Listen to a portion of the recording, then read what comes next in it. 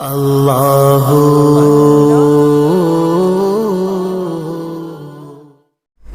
अस्सलामुअलैकुम वरहमतुल्लाहि वबरकातुहू। मुअज़्ज़ज़ सामईन व नाज़रीन, रमज़ानुल मुबारक का बाबरकत व बासआदत महीना आप तमामी हज़रात को मुबारक हो। आम तौर पर लोग रमज़ान के महीने में ज़कात अदा करते हैं। ज़कात के सिलसिले में तरह तरह के सवालात ज़हन में उभरते रहते हैं और ज़कात के मसाइल भी ऐसे हैं जो ज़रा कॉम्प्लिकेटेड हैं।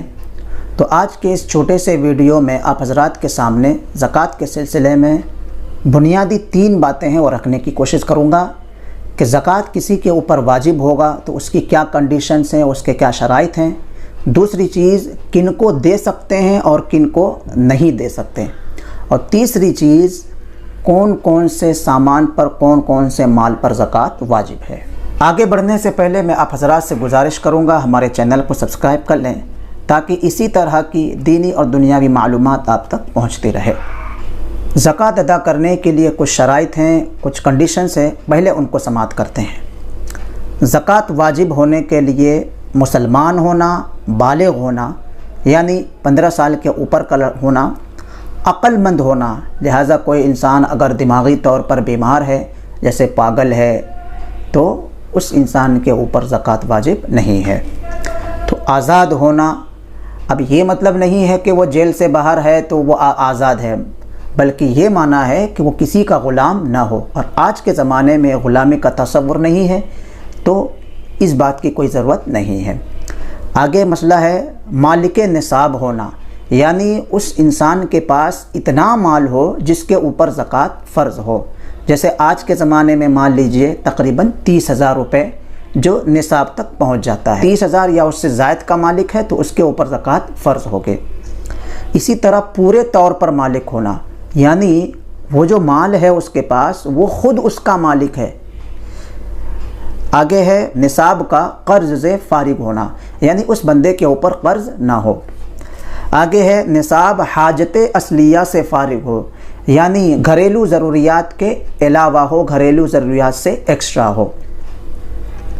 इसी तरह माल के अंदर नमू की सलाहियत हो, यानी बढ़ने की सलाहियत हो। अब चाहे वो उस माल की कीमत बढ़े या ख़ुद उस माल के अंदर बढ़ोतरी आए। आखिरी जो कंडीशन है वो है साल का गुजर जाना, जिसको हौलाने हौल कहा जाता है। यानी जिस इंसान के पास माल आया है वो माल 1 साल मुकम्मल गुजर जाए तब उसके ऊपर ज़कात फ़र्ज़ है। ये थे कंडीशंस। अब आइए चलते हैं दूसरे मसले की तरफ कि किन को नहीं दे सकते हैं और किन को दे सकते हैं। याद रखिए, जिनको ज़कात नहीं दे सकते हैं उनकी सिर्फ 2 किस्म है, उनके अलावा बाकी सबको दे सकते हैं। जिनको नहीं दे सकते हैं वो हैं अपनी अस्ल, यानी बाप, माँ, दादा, दादी, नाना, नानी, ये अपनी अस्ल जिनकी हम औलाद हैं। दूसरे लोग हैं अपनी फ़रा, यानी हमारी जो औलादें हैं, जैसे बेटा, बेटी, पोता, पोती, नवासा, नवासी।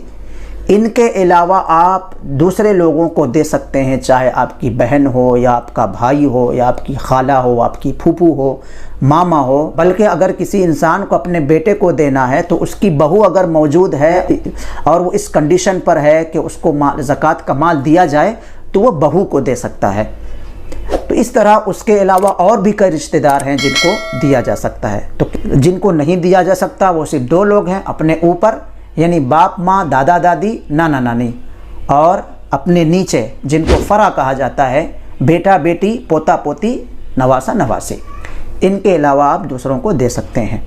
तीसरा मसला आता है किन माल पर ज़कात है।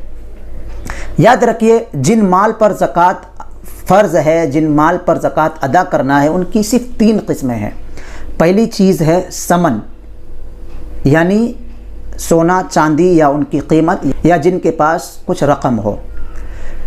दूसरी चीज़ है माले तिजारत, यानी बिज़नेस का सामान आपके पास मौजूद है, आप कारोबार करते हैं, आपके दुकान में बिज़नेस का सामान रखा हुआ है, तो उनके ऊपर ज़कात अदा करना है। ये 2 चीज़ें हो गई।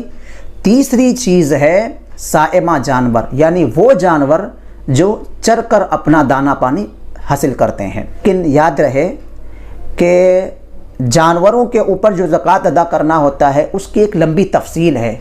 आम तौर पर हमारे हिंदुस्तान पाकिस्तान में उतने जानवर लोगों के पास होते नहीं है कि जिन पर ज़कात फ़र्ज़ हो, और एक लंबी बहस ये भी है किन जानवर पर ज़कात है, किन जानवर पर नहीं है, और है तो कितने जानवर पर कितना अदा करना, एक लंबी तफसील है। आम तौर पर ये दो ही चीज़ें ऐसी हैं जिन पर ज़कात अदा किया जाता है। नंबर एक, किसी के पास सोना चांदी या कुछ रकम हो वो। दूसरी चीज़ वो जो लोग बिज़नेस करते हैं, तिजारत करते हैं या कारोबार से जुड़े हुए हैं, जैसे लाजिमी ही हैं लेकिन उनकी सैलरी अच्छी है, तो ऐसे लोगों के ऊपर ज़कात फ़र्ज़ है। तो ये इससे पता चला यही दो चीज़ें हैं जिनके ऊपर ज़कात फ़र्ज़ है। आज के लिए इतना ही। अगर आप लोगों के जहन में किसी भी किस्म का कोई भी सवाल हो ज़कात के सिलसिले में, हमें कमेंट बॉक्स में बताएं। ज़कात के सिलसिले में एक सीरीज़ चलाई जाए और उसके अलग अलग एपिसोड बनाए जा सकें। इंशाअल्लाह ताला ज़कात के सिलसिले में अगले एपिसोड में मिलेंगे। अस्सलामु अलैकुम व रहमतुल्लाहि व बरकातुहू।